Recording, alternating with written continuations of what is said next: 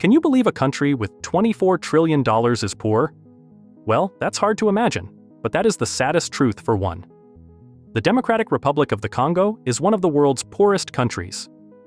With a GDP per capita of merely $584, it indicates that the average individual in the country generates under $2 in economic value each day, and their living conditions are living on less than this. This figure represents less than 6% of the worldwide average and falls below 1% compared to some developed countries, like the United States. Despite being one of the wealthiest countries in terms of natural resources, including substantial deposits of natural gas, iron ore, platinum, diamonds, gold, uranium, and extensive productive land spanning over 100,000 square kilometers, the Democratic Republic of the Congo faces a conflicting reality. With such abundance, a resident individual in Congo earns an average of only $700 per year, and 63% of the population lives below the poverty line.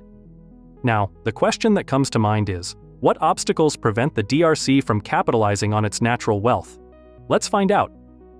The Congo crisis. The conflicted history of the DRC plays a major role in hindering the growth of its economy, which continues even today. When the Europeans first encountered the Congo in the 16th century, millions of Congolese men and women were forcefully taken from their homeland and served as slaves for European industries worldwide. Even after the abolition of slavery in most developed nations, the Congo continued to face exploitation of its natural resources by other Western countries. With the increasing trend of automobiles and bicycles, rubber from the Congo became a vital resource. During World War I, the Congo supplied 75% copper in bullet casings. The uranium used in the United States nuclear bombs during World War II also originated from the Congo. Congo was controlled by the Belgian Empire from 1908 to 1959, with Belgians controlling farmland, precious stones, and human labor. The country gained independence from Belgium in 1960, but mismanagement and the abrupt departure of Belgian officials led to economic chaos as civil systems collapsed and exports were reduced. The region's abundance of uranium made it a battleground for proxy wars between the Soviet Union and the United States. Subsequently, the Democratic Republic of the Congo experienced a series of dictatorial regimes. However, there was intense military violence, and a lack of investment initiatives made the situation even worse. Lack of investment. The DRC faces a significant barrier to economic development due to a lack of investment. The international companies, eager to exploit the region's wealth, hesitate to set up operations due to instability and political challenges.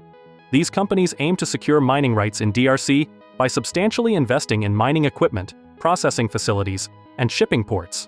The DRC's history of nationalization campaigns, historical conflicts, and reliance on manual and low-efficiency mining made it a questionable choice for foreign investment. Corruption. The DRC is regarded as one of the most corrupt countries in the world. Government officials and mining companies have often been accused of loan misuse and tax invasions. Many cases are prevailing in mining companies regarding human rights abuses and forced labor. Although the IMF and World Bank aim to support building infrastructure and promoting economic growth, loans extended to the DRC over 5 decades have often been mismanaged by corrupt government officials. Poverty. Around 62% of the population of DRC is earning nearly $2 per day. Increased political corruption and inadequate salaries are key factors in the rising poverty levels in the nation. Moreover, in countries where widespread poverty prevails, businesses cannot command high product prices, resulting in a significantly lower overall cost of living.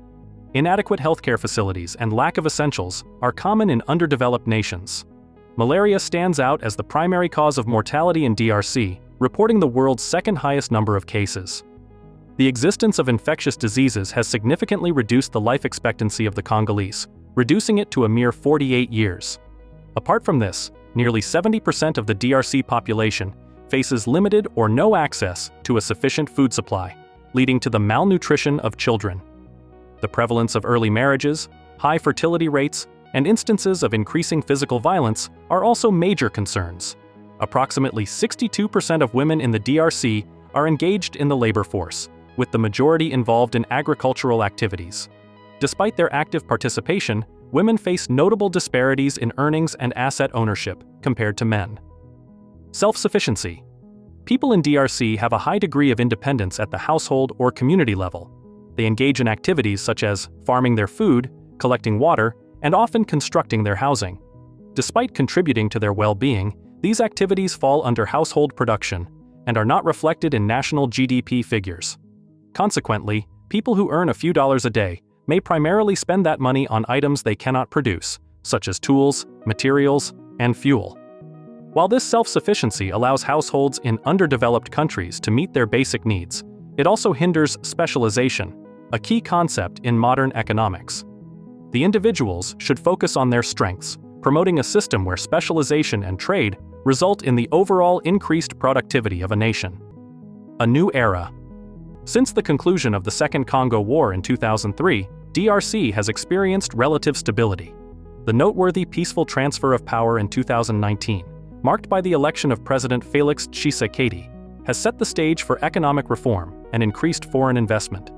Joining the East African Community in 2020, an economic bloc comprising some of Africa's fastest-growing economies is expected to enhance trade and investment prospects. Additionally, the DRC holds vast cobalt reserves, a crucial component in electric vehicle batteries.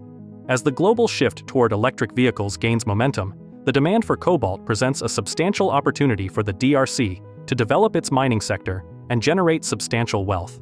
In 2020, the DRC was the foremost cobalt producer, contributing to 41% of global production.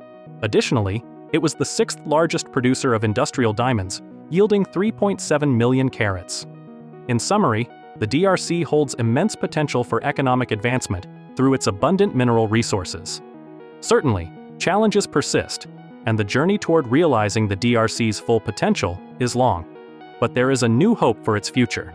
An innovative approach to governance reforms, educational enhancements, healthcare improvements, and strategic investment initiatives can generate sustainable growth, creating a brighter economic future for the nation and its citizens. Now, it's time to wrap up our exploration. We are turning the spotlight on you to know your views. Considering the historical context and conflicts, what strategies can the DRC implement to ensure stability and attract long-term investments for sustainable economic growth? Share your perspectives in the comments section below. If you find the video informative, give it a thumbs up and subscribe to our channel to stay tuned for our latest videos.